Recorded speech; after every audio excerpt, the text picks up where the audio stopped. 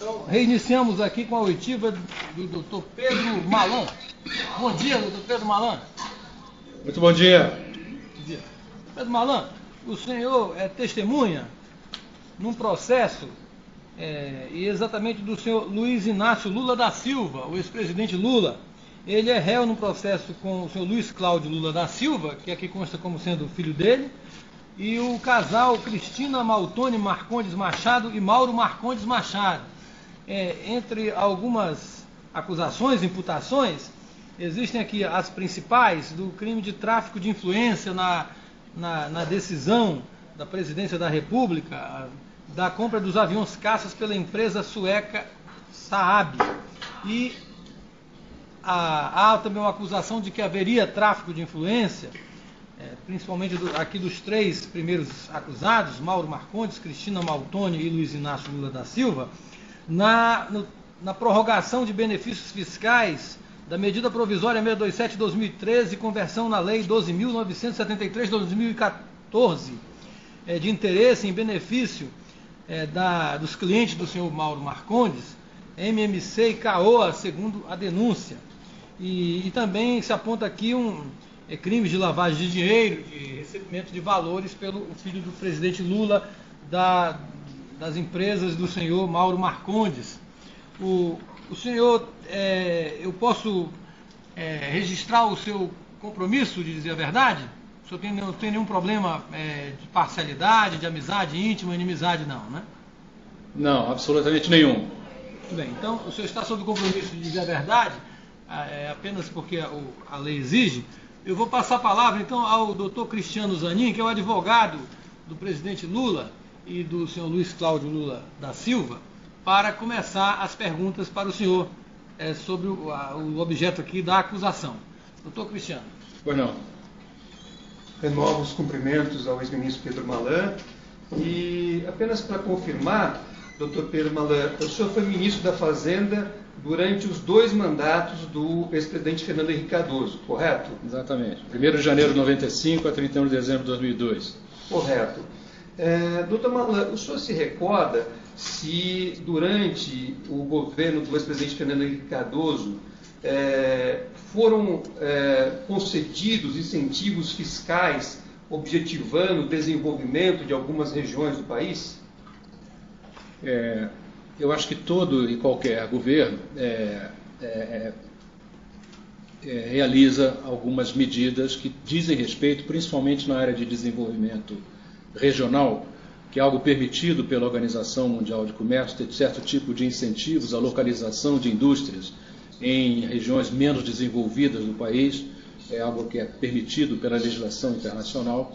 Eu acho que isso é feito. No caso do governo Fernando Henrique, foi feito em alguns casos à época com esse objetivo. Permitiu uma descentralização da atividade industrial no país, estimulá-la segundo as regras da Organização Mundial de Comércio e, obviamente, atentando para as finanças públicas do Brasil. Correto.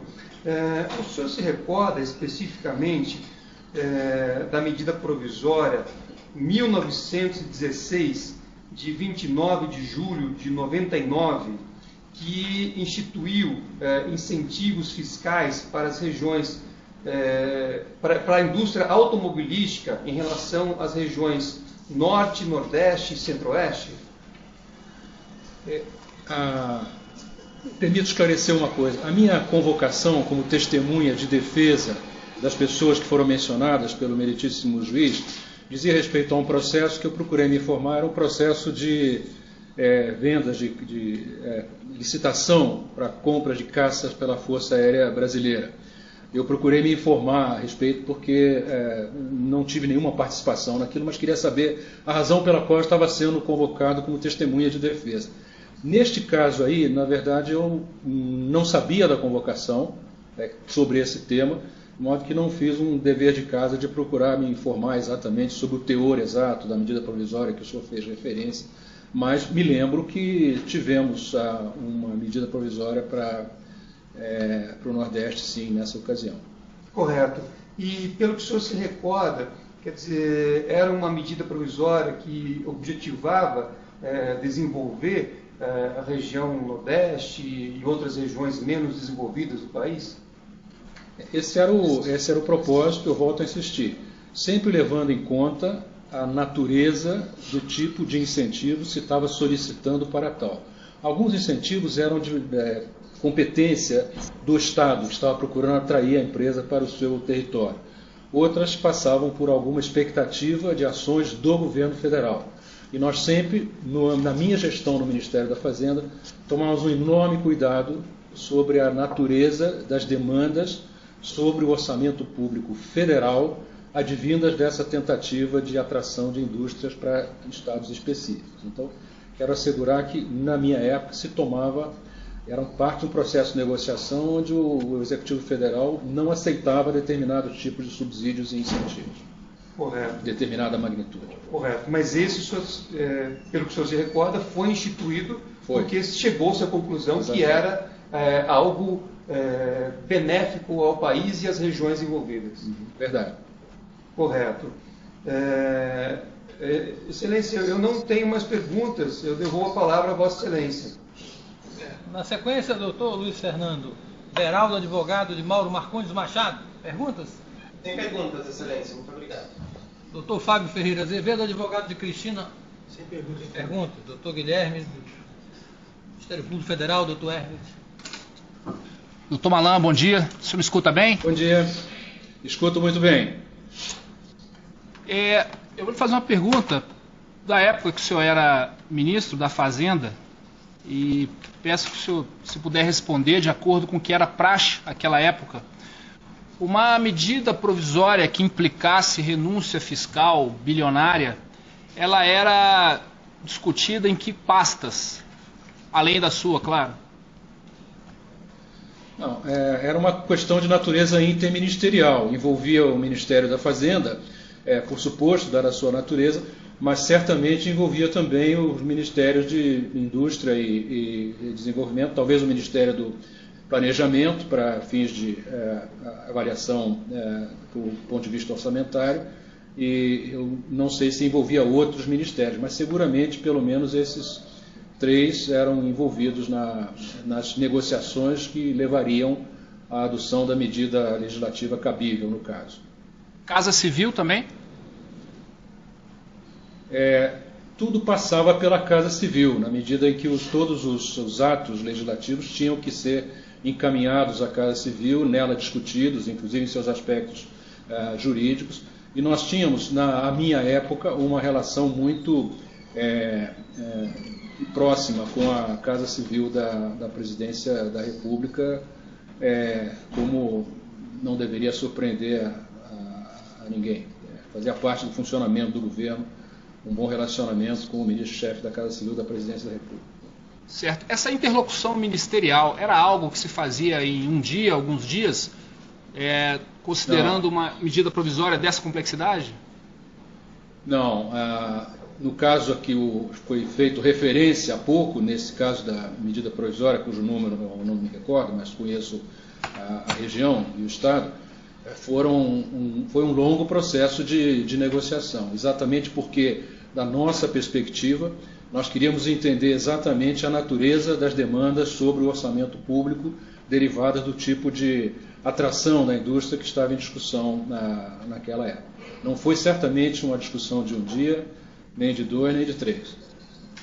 Certo. Doutor Malan, muito obrigado pela atenção, pela presença. Sem mais, Excelência. Muito obrigado, doutor Pedro Malan. Bom dia para o senhor. Nossos agradecimentos aqui. Eu posso, com a data vênia, como se diz no mundo do direito, eu posso fazer uma indagação aqui. Eu recebi, no fim de semana, na minha residência, no Rio de Janeiro, eu moro no Rio de Janeiro, meu trabalho é aqui em São Paulo. A convocação para esse depoimento de hoje, que eu estou aqui comparecendo, foi para discutir um outro assunto. Eu recebi para estar no Rio de Janeiro, na quinta-feira, para um depoimento também como testemunha de defesa do ex-presidente Lula, num outro processo que eu presumo que seja este. Eu vim aqui com o número desse processo pensando que era a questão dos caças da FAB, que era o número do processo que eu recebi convocado para depor aqui em São Paulo. 76573 40? Não, o que eu tenho aqui é o processo, esse que eu fui convocado, que me trouxe aqui, 001 0029 78 2017 403 6181. Certo. O senhor pode desconsiderar? O senhor pode desconsiderar os demais? É porque na própria denúncia, porque a denúncia, como ela é longa, ela é grande, a primeira parte ela fala dos caças que o senhor leu, mas tem uma parte final que fala da medida provisória. Então é um processo só, com duas acusações. Então é a mesma. Certo? E, portanto, como o senhor tem alguns constam, né, alguns endereços, por isso que houve essa comunicação com diversas seções judiciárias, no Rio de Janeiro e São Paulo. O senhor pode desconsiderar e pode ir tranquilo para casa aí, que pelo menos nesse processo aqui já acabou a sua missão como testemunha. Tá certo? Meus cumprimentos. Muito obrigado. É só dizer que o número do processo da convocação que eu recebi para depor no Rio de Janeiro é diferente desse aqui. Eu presumo que seja questões de Rio e de São Paulo na distribuição. Então, eu não entendo lá com... A numeração da precatória. A carta precatória. A carta precatória ela recebe um número, porque ela sai daqui com algumas folhas. Então, por isso que o número é diferente.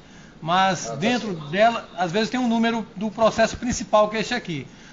Se for em relação aí ao ex-presidente Lula, da 10ª Vara aqui de Brasília, o senhor pode desconsiderar, porque o senhor foi intimado só para esta audiência mesmo. É isso mesmo. Muito obrigado, hein? Doutor Dorisney, me permita só fazer um esclarecimento. Claro. Eu acho que o ministro Malan não precisa tomar nenhuma providência no Rio, porque será informado pela própria secretaria. Então, acho que você não precisa tomar nenhuma providência. O senhor pode desconsiderar que nós vamos informar lá a Justiça Federal do Rio de Janeiro para desconsiderar essa sua intimação. Fique tranquilo, tá bom? Muito obrigado. Bom dia. Muito obrigado.